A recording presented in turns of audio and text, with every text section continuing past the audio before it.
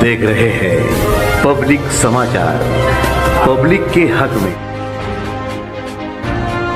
कारगुजार सदर हमारे हाजी आसिफ नेशनल वाला साहब, मोजिज डाइस, क्योंकि सबका नाम नहीं ले सकता हूँ, और सामने बैठे हुए मेरे दोस्त भाई और बुजुर्गों, अस्सलाम वालेकुम।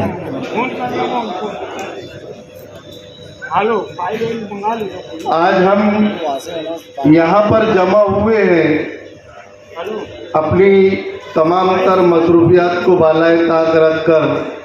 हमारे अपने बीच का कोई फर्द जिसे ओहदा मिलने वाला है, उसकी मोहब्बत में हमारे अली जनाब हाजी आसिफ नेशनल वाला की मोहब्बत में हम लोग यहाँ पर जमा हुए। लेकिन ये ओहदा क्या है और ये ओहदे का मतलब और मकसद क्या है? हमने जिन जिन लोगों को चुना है, जिनका इंतखाब किया है, उनके अंदर की सलाहियतों को पहले जाना है कि वाकई उनमें कौम की खिदमत का जज्बा है या नहीं है। और ऐसे कुछ मखसूस लोग, हाजी साहब ने मुझको बुलाया, मुझसे पूछा कि मकबूल भाई क्या करना है, ये ऐसे ऐसे नाम है। अल्हम्दुलिल्लाह जितने भी लोगों का उन्होंने इंतखाब किया, माशाअल्लाह सब की सब जो है तो कौम की खिदमत, अपने मिल्लत की फलाह बहबूद के लिए काबिल तारीफ भी निकले। और तमाम ही ओहदे जिनको मिलने वाले हैं मैं उनको मुबारकबाद दूंगा। खास करके आप लोगों को मुबारकबाद दूंगा कि अपने वक्त को, यानी अपने कीमती वक्त में से भी वक्त निकालकर आप यहाँ पर आए, इसलिए आपका दिल से शुक्रिया। दोस्तों, आज का सबसे अहम मेरा यहाँ खड़े होने का जो मकसद है, तो आपको ये बताऊं कि ये पार्टी शिवसेना उद्धव बाला साहब ठाकरे गठ है। आज तक हमसे पहले जो थे उनको भी यहाँ की कमोबेश 55 साल सियासत में ये बताते आया गया है कि ये फिरका परस्तों की, जातिवादों की पार्टी है। सही है या गलत है? और आज हम उसी के साथ क्यों हैं? ये इतनी बड़ी फिरका परस्त पार्टी है कि मुंबई के अंदर जितनी मस्जिदें आज 5-5, 6-6 ताल की बनी है, ये इसी पार्टी ने बना कर दी है। इसी पार्टी के जो बानी थे, जो सुप्रीमो थे, जो आज दुनिया में नहीं है, बाला साहब ठाकरे, उन्होंने खुला चैलेंज किया था कि मैं रोड पर किसी भी मुसलमान को नमाज नहीं पढ़ने दूंगा। ये दूसरी पार्टियां थी जिन्होंने हमें उल्टा बताया कि बाल ठाकरे मुसलमानों के खिलाफ है, इन्हें नमाज नहीं पढ़ने देता। जबकि बाल ठाकरे का बोलना यह था कि तुम्हारा पवित्र नमाज जो है वो तुम रोड पे क्यों अदा करते हो? रोड पर दुनिया की गंदगी होती है, रोड पर गाड़ियां चलती है, तुम आते हो घर से बावजू होकर और जमात खड़ी हो जाती है, तुम्हें जगह नहीं मिलती, तुम रोड पे खड़े हो जाते हो। ये मेरे होते हुए नहीं चलेगा। इसलिए उन्होंने उसको ताबड़तोड़ मंजूरी दिलाकर मस्जिदों को बनाने का काम करवाया।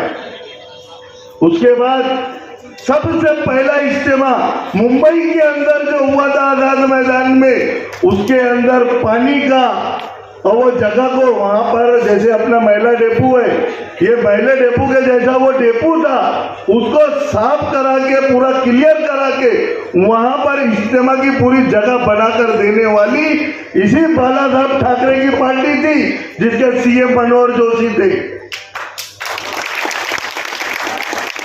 ये फिरका परस्त है जिन्होंने मुसलमानों के लिए सब कुछ किया। और उतनी दूर न जाते हुए अभी करीब में अगर हाल में अपर आएंगे तो कोरोना का जो काल गया है, या कोरोना के अंदर सीएम हमारे उद्धव बालासाहब ठाकरे थे, जिन्हें पूरे हिंदुस्तान में नंबर 1 सीएम का लक़ब मिला था, उनको खिताब मिला था। और उसी के बाद से ये बीजेपी, जिसको अभी आप लोग कोई कैसे भी बी, जे और पी बहुत ढेर आता है इसके अंदर बोलने के वास्ते, तो फिर वो पढ़ा है, यहाँ मुकर्रिर भी बहुत है। इसने उनको यहाँ तक बोल दिया कि उद्धव ठाकरे नहीं है, उद्धव मुसलमान है। ये बोलने को भी उनकी जबान हिचकिचाई नहीं, ये हिंदुत्व और ये। लेकिन उस उद्धव ठाकरे ने अपनी जगह चेंज नहीं की, अपनी भाषा बदली नहीं की। उन्होंने सेकुलरिज्म का जो झंडा उठाया था उसको पूरा बुलंद करके इनको नाको चने चबवा दिया। और हमारा तो मकसद ही यही है सेकुलरिज्म का, क्योंकि आज जिसको देखो, अभी हमारे एक है जिनको बी टीम, सी टीम सब बोल लेते, वो लोग संविधान लेके रैली निकाल रहे, मुसलमानों के जज्बात से खेल रहे। ठीक है, वो एक गिरी था, अरे वो काने वाने की औलाद रानी थी, उनके खिलाफ में गए थे। अपन ने भी उनका थोड़ा बहुत समर्थन किया है, क्योंकि हमारे नबी की शान में गुस्ताखी तो कहीं से बर्दाश्त नहीं है। लेकिन उसके लिए भी कानून कायदा है, कायदे के तहत जो होना था वो हुआ। अभी वो लोग क्या बोल रहे हैं, ओट जिहाद, मालेगांव की मुसलमानों ने ओट का जिहाद कर डाला। ये नवा फतवा, नवा शोषा बीजेपी की तरफ से आ गया। बहुत अच्छी बात है ना, हम जिहादी है, हमने ओट का जिहाद किया।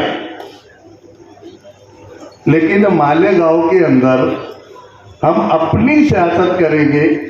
आज तक जिन्होंने इनको फिरका परस्त, अमुक डमुक जो बोलना था बोला।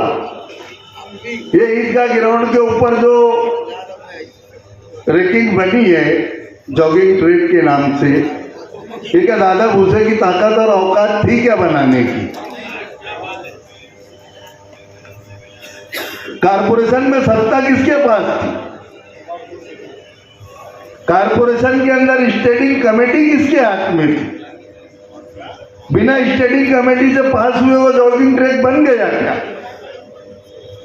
बिना मेयर का सिक्का लगे दस्तखत हुए वो जॉगिंग ट्रैक बन गया क्या? एक एमएलए के अंदर इतनी पावर होती है क्या कारपोरेशन के मामलात में दखल दे? और फिर ठिकरा उसके सर पे, उसने कर लिया, तो भैया तूने तेरे एरिया में क्यों नहीं करा? उसके अंदर दम था, उसने कर लिया, तो भैया तेरे अंदर दम नहीं था क्या? तू क्या खाली गटर और रोड के अंदर ही परेशान रहेगा? दूसरे एक साहब आते मेंबर पे बैठते, उनका तो अल्लाह ही आलम है। लेकिन मैं आप लोगों से ये एक इल्तिजा करूंगा इस स्टेज से कि उन्होंने रोकर कहा है कि जब से मैं सियासत में आया हूं, मैं अल्लाह की बहुत बड़ी रहमत से महरूम हो गया हूं। सियासत में आने से पहले हुजूर अकरम सल्लल्लाहु अलैहि वसल्लम उनके ख्वाबों में आते थे, उनको दीदार देते थे। सियासत में आने के बाद मैं वो रहमत से महरूम हो गया। तो ऐ मुसलमानों, ऐ मालेगांव सेंट्रल के वोटरों, क्या तुम ये इल्जाम अपने सर लोगे कि इतनी बड़ी रहमत से वो तुम्हारी वजह से महरूम हो गए? तो क्यों उनको सियासत में रख रहे हो? उनको उनकी जगह पर भेज दो कि तुम पहले जैसे थे वैसे ही रहो। अल्लाह की रहमत के साथ साथ सारी बरकतें तुम पर आएगी। तुम मस्जिद और ईदगाह संभाल लो।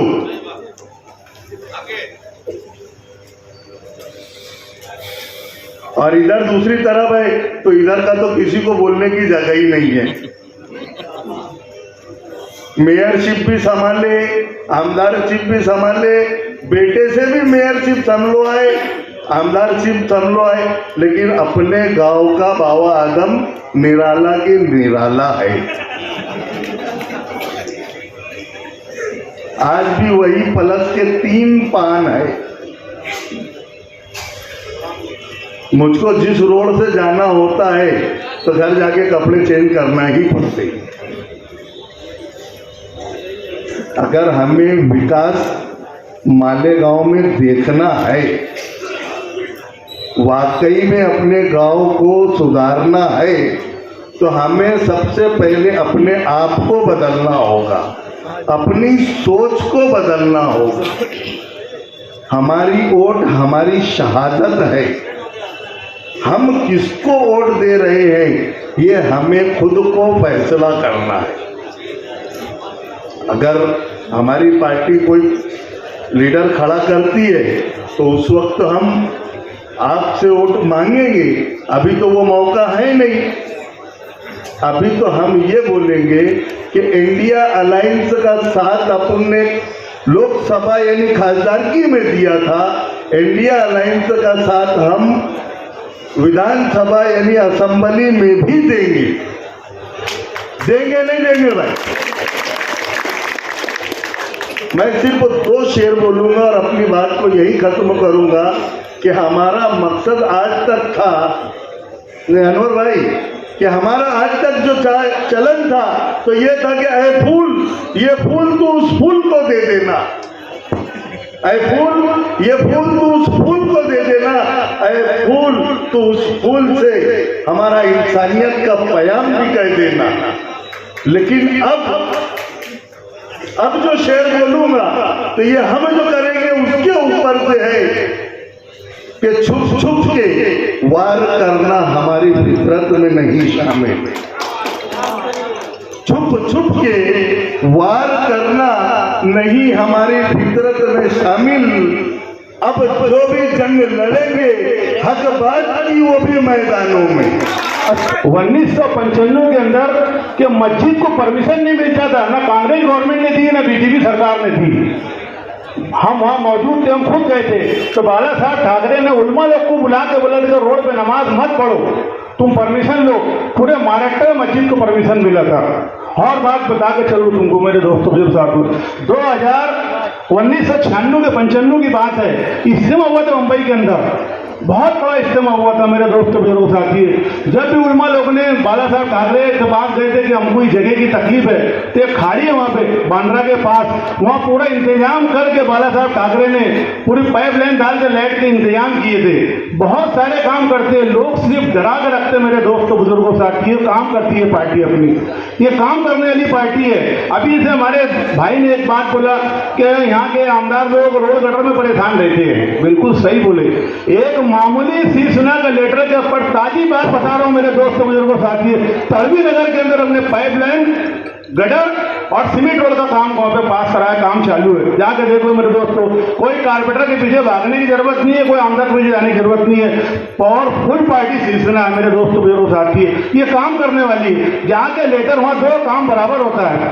और हम जब ऑफिसर को बोलने लगे तो बोले भैया तुम ना फोन के ऊपर बात कर लिया करो, लेटर मत लाया करो। हमको फिक्र रहती है कि लेटर रखना का, और दूसरी पार्टी के लेटर को बोल करके वो डब्बे में डाल देते। पर बाला साहब ठाकरे की पार्टी का कुछ संभाल के रखते लेटर को, नहीं यार इनका काम है। तो ये वो पार्टी है मेरे दोस्तों बुजुर्गों साथी। आप देखो दूसरी बात, अपनी जो शिवसेना पार्टी है, आज उद्धव साहब ठाकरे ने आज अपने मुसलमानों के बारे में माइक उतारने के बारे में कितना बड़ा आंदोलन करे।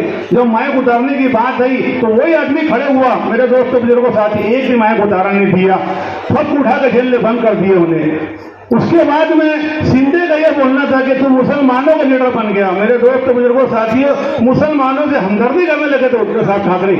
तो ये उन्हें साबित किया कि तुम मुसलमानों के लीडर बन गए, इससे हुकूमत उन्हें तोड़वाया और दूसरी बीजेपी के अंदर आया। मेरे दोस्त बुजुर्गों साथियों, इसका एहसास अपने लोग को होना चाहिए। मेरे दोस्त बुजुर्गों साथियों, वो लीडर है उद्धव साहब ठाकरे के साना बसाना अपने साथ चलने वाला, अपनी जरूरत है उनको। मेरे दोस्त बुजुर्गों साथियों, एक कदम अपन बढ़ाएंगे, अपने साथ 10 कदम बढ़ाएंगे, उसको जरूरत है। मेरे दोस्तों बुजुर्गों साथियों, मैं सबको बोल रहा हूँ, मेरी बात गौर से सुनो, उसको जरूरत है। एक टाइम बंबई हम गए तो यही बात बोले थे उद्धव साहब ठाकरे, मुझको मुसलमानों की बहुत जरूरत है। मेरे दोस्तों बुजुर्गों साथियों, देखो हर चीज में वो आदमी आगे, तो अपना ही फर्ज बनता है। मेरे दोस्तों, कब तक अब उन इसके पीछे उसके पीछे भागते रहेंगे हैं? अभी देखो अपना इलेक्शन आ रहा हो, अपने उद्धव साहब ठाकरे गए, अरे अपना अजमेर हीरे साहब का, अब अजमेर हीरे साहब के वास्ते मेहनत करने की जरूरत है। अब दादा भूसे ने जो काम किया है वो बहुत लोगों को पैसा बांटेगा, बहुत कुछ करेगा। मेरे दोस्तों बुजुर्गों साथियों, अपने को उसको हराना है, और हराना कैसा है कि अपने को कार्नर मीटिंग लेना है। मेरे दोस्तों बुजुर्गों साथियों, क्योंकि ये लोग थोड़ी जानते हैं, अजमेर हीरे उनकी जो टीम है वो थोड़ी जानते हैं मुस्लिम लोग कहाँ रहते क्या रहते, ये अपनों को मालूम है कहाँ रहते। अपनों को वहाँ आना बसाना जाना पड़ेगा, कार्नर मीटिंग लेकर उनको समझाना पड़ेगा कि दादा भूसे के बाद वो भेदभाव करने लगा। मेरे दोस्तों बुजुर्गों साथियों, नकदी को उस पार इधर अपनों को फेंक दे रहा, तो मतलब क्या है? तो मेरे दोस्तों बुजुर्गों साथियों, अपन का काम है कि अपने को चुन के लाना है अजमेर हीरे को। भारी अफसर थे मेरे दोस्तों बुजुर्गों साथियों, उसका तन मन से हाथ। आज देखो एक मामूली सी बीजेपी सरकार उठा के जेल में बंद कर देती, किसको भी जो अच्छा काम कर रहा है, जो ताकतवर है।